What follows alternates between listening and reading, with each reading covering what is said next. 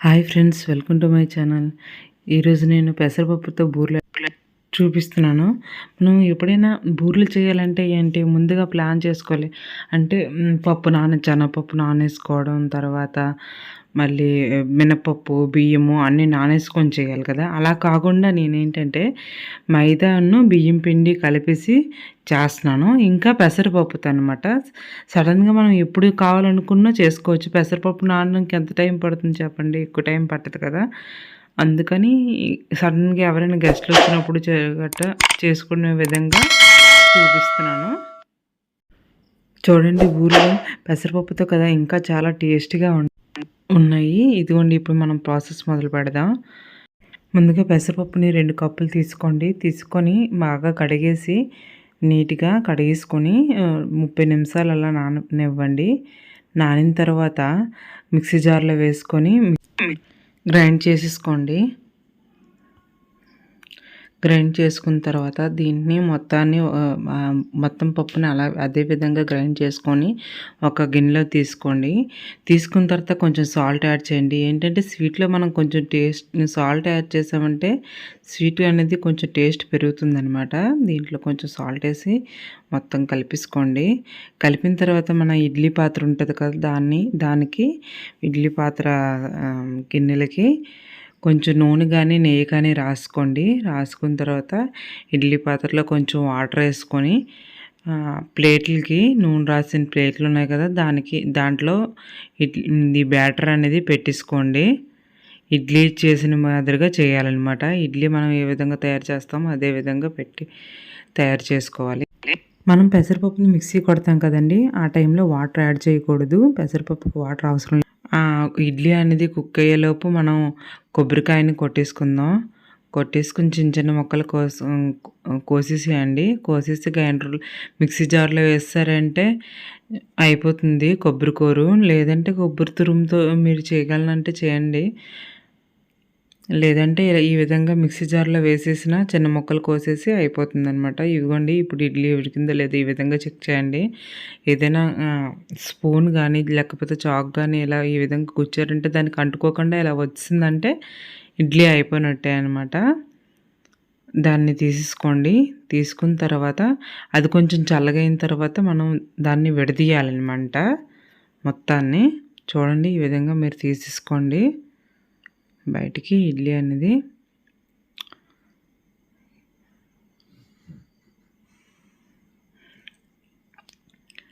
తీసుకున్నారు కదా, అది కొంచెం చల్లగైందనమాట. చల్లగైన తర్వాత ఈ విధంగా చేత్తో మ్యాష్ చేసి మొత్తాన్ని విడిపోవాలన్నమాట. మొత్తం చూడండి, కొబ్బరి కూర ఏ విధంగా విడి ఉంటుందో ఆ విధంగా మొత్తం విడిపోవాలన్నమాట. మొత్తాన్ని ఎలా చేసేయండి.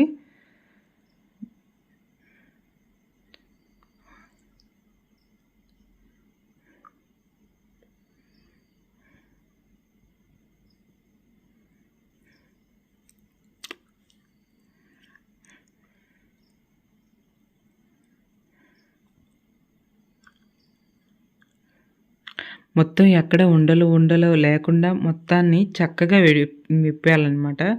ఉండలు ఉండిపోతాయి, మనం జాగ్రత్తగా విప్పాలి మొత్తాన్ని. తర్వాత ఒక కళాయి తీసుకోండి. తీసుకున్న తర్వాత దాంట్లో ఒక 2 స్పూన్లు నెయ్యి వేసుకోండి. నెయ్యి వేసిన తర్వాత దాంట్లో కొబ్బరి కూర వేసుకోండి. కొబ్బరి కూర అంటే స్మెల్ పోతే మంచి టేస్ట్ వస్తుంది అనమాట. అలా వేపితే ఒక 2 మినిట్స్ వేపండి. వేపిన తర్వాత పంచదార వేయండి. మనం పెసరపప్పు అనేది 2 కప్పులు తీసుకున్నాం కదా, అందుకని పంచదార అనేది 1 కప్పు ఇంకా 3/4 కప్పు వేయాలన్నమాట. అంటే 3/4 వేయాలి. 1 కప్పు వేయగా ఇంకా 3/4 వేయాలన్నమాట. తర్వాత వాటర్ యాడ్ చేసుకోండి. వాటర్ లెక్క అంటే పంచదార ఏ కప్పుతో వేసామో అదే కప్పుతో కప్పుడు వాటర్ వేసేయండి, సరిపోతుంది. అయిన తర్వాత కరిగిన తర్వాత దాంట్లో కొంచెం ఇలాచీ యాడ్ చేయండి. మొత్తాన్ని చక్కగా కలిపేసి మనం ఇందాక విప్పేసి ఉంచుకున్నాం కదా, ఇడ్లీలు అనేవి మొత్తాన్ని విప్పేసి ఉంచాం కదా, ఆ ఇడ్లీని విప్పిన దాన్ని ఇందులో కలిపేసుకోండి. మొత్తాన్ని చక్కగా కలపండి. పంచదార అనేది ఎక్కడ కలకుండా ఉండకుండా, అంటే మొత్తానికి పట్టేయాలన్నమాట. మొత్తంలో కలిసిపోవాలి పంచదార అనేది. పంచదార, కొబ్బరి కూర మొత్తం అంతా కలిసిపోవాలి. స్వీట్‌నెస్ మొత్తానికి రావాలి. ఆ విధంగా మొత్తాన్ని కలుపుకోండి. కొంచెం చల్లగా అయిన తర్వాత చేయి పెట్టి కలిపేసేయండి మంచిగా. చేతులు హ్యాండ్ వాష్ చేసుకొని కొంచెం ఆయిల్ ఏదైనా అప్లై చేసుకున్న తర్వాత ఆయిల్ గానీ, ఘీ గానీ అప్లై చేసుకోండి. అప్లై చేసిన తర్వాత మొత్తాన్ని ఈ విధంగా కలిపేసుకోండి.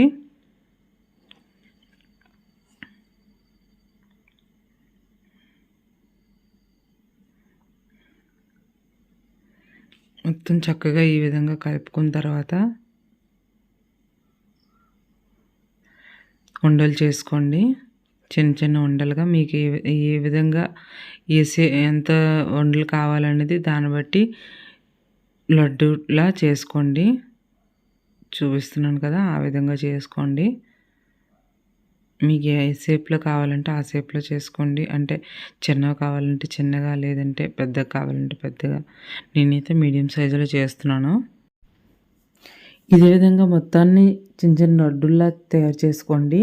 తయారు చేసుకున్న తర్వాత మనం దీనికి సోయా అంటారు కదా! సోయా కానీ లేకపోతే కొంతమంది తోపు అంటారు. దీన్ని మనం బియ్యం పిండి, ఇంకా మైదా, గోధుమ పిండి, మైదా కానీ గోధుమ పిండి కానీ యూస్ చేసి చేసుకోవచ్చు. లేదంటే మీకు ఇష్టమైతే మినపప్పు ఇంకా బియ్యం నానేసి కూడా చేసుకోవచ్చు. కానీ పెసరపప్పు బూరెలకి ఆ మినపప్పు ఇంకా బియ్యం నానేసి చేసిన కంటే మైదా కానీ గోధుమ పిండి కానీ కలుపుకొని చేసుకుంటే బాగుంటుంది. ఇదిగోండి ప్రాసెస్ కూడా చూపిస్తాను. ముందు కళాయి పెట్టేసుకుందాం. ఆయిల్ హీట్ అవుతుంది. ఆలోపు మనం తయారు చేసుకుందాం. కొంచెం సాల్ట్ యాడ్ చేయండి. యాడ్ చేసిన తర్వాత ఒక కప్పు మైదా కానీ గోధుమ పిండి కానీ యాడ్ చేసుకోండి. అదేవిధంగా బియ్యం పిండి కూడా కొంచెం యాడ్ చేయండి. హాఫ్ కప్పు యాడ్ చేయండి. కొంచెం బెల్లం యాడ్ చేయండి మంచి కలర్ కోసం. అదేవిధంగా వాటర్ యాడ్ చేయండి. కొంచెం కొంచెంగా యాడ్ చేయండి. చూడండి ఆ విధంగా కొంచెం కొంచెం యాడ్ చేసుకోండి. యాడ్ చేసిన తర్వాత దోశ బ్యాటర్ టైప్లో రావాలి మనకి. దోశ బ్యాటర్లా ఉండాలన్నమాట.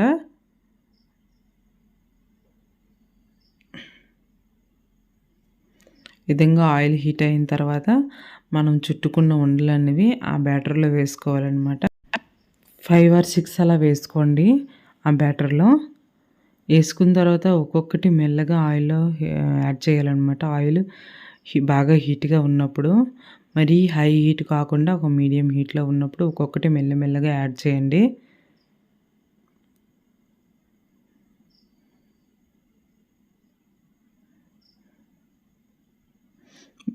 మీకు ఈ విధంగా చేత్తో యాడ్ చేయడం వీలు కాకపోతే స్పూన్ పెట్టైనా యాడ్ చేసుకోండి. బాగా ఏగిన వరకు టర్న్ చేయొద్దు. చూడండి కొంచెం కలర్ చేంజ్ అవుతుంది అంటే ఆ టైంలో చూడండి ఈ విధంగా ఒక్కొక్కటి మెల్లగా అట్ల కాడతో కలుపుతూ టర్న్ చేయండి. ఎందుకంటే చిదిగిపోయిందంటే ఇదనేది బయటకు వచ్చేస్తుంది. ఆయిల్ వేస్ట్ అయిపోతుంది. ఆ విధంగా చేయొద్దు. మెల్లగా ఒక్కొక్కటి టర్న్ చేయండి.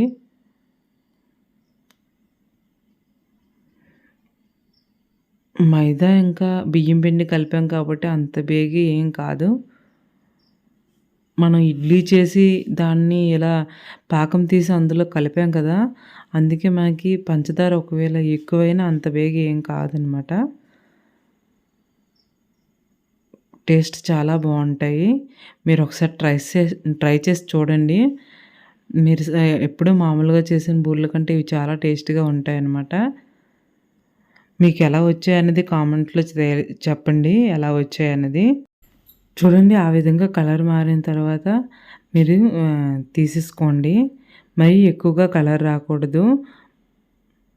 మాడిపోయినట్టు అయిపోతాయి. బయటికి తీసిన తర్వాత మళ్ళీ ఇంకోసారి చూపిస్తున్నాను ఏ విధంగా యాడ్ చేయాలి ఏంటి అనేది. చూడండి ఆ విధంగా ఒక్కొక్కటి మెల్లిగా యాడ్ చేసుకోండి. యాడ్ చేసిన తర్వాత కొంచెం ఫ్రై అయ్యాక ఆ విధంగా మెల్లగా అట్లకాడ యూజ్ చేసి ఒక్కొక్కటి టర్న్ చేసుకోండి. మనం మైదా పిండి యూజ్ చేసి చేసాం కదా తోపనేది. అందువల్ల అంత బేగా అంటుకోవు. మనం ఆహ్, మినపప్పు నానేసి చేస్తే అవి కొంచెం దళసరిగా వస్తుంది కదా! మీద తొక్కనేది. ఆ విధంగా కాకుండా ఇది బావుంటాయన్నమాట. మన అమ్మ వాళ్ళు చేసే విధంగా ఉంటాయి. నాకైతే అమ్మ చేసిన టేస్ట్ గుర్తుకొచ్చింది.